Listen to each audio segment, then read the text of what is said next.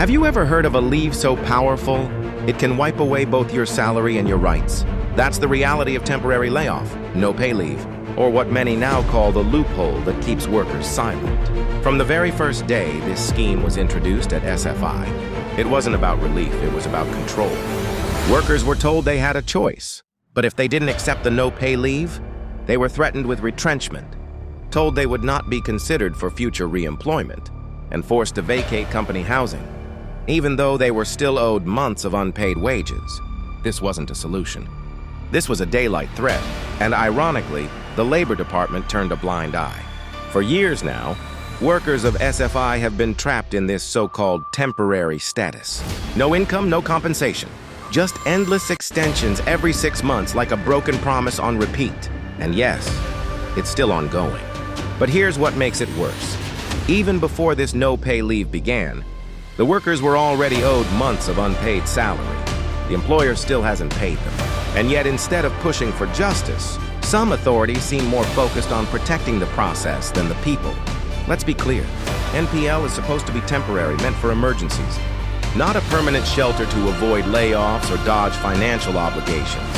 But in this case, the receivers and managers seem to have found a gold mine in the silence. By extending NPL again and again, they avoid paying compensation. And by ignoring overdue salaries before the NPL even started, they avoid accountability altogether. And what about the Labor Department? The same department that told workers, NPL is legal, it can be extended forever. Not once did they investigate. Not once did they provide a clear legal pathway or guide the workers to file a grievance through JPP. No guidance, no roadmap, just silence. And what about the Insolvency Department?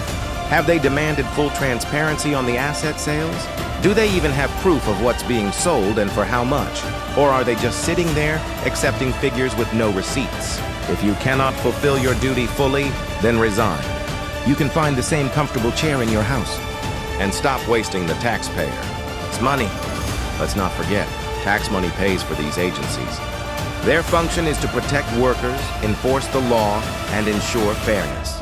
But when laws are used to trap instead of protect, that's not enforcement, it's betrayal. To the public watching this isn't just an SFI issue. This is a warning. A loophole like NPL, if left unchecked, could be used on anyone, anywhere. To MAC, it's time to investigate. Why are these shady sales allowed without full audits? To the Ministry of Human Resources, stand up for the workers. Don't let this become the blueprint for future abuse. Justice isn't found in silence. It's made through action. And SFI workers, they're not powerless. They've waited long enough. Now they're standing.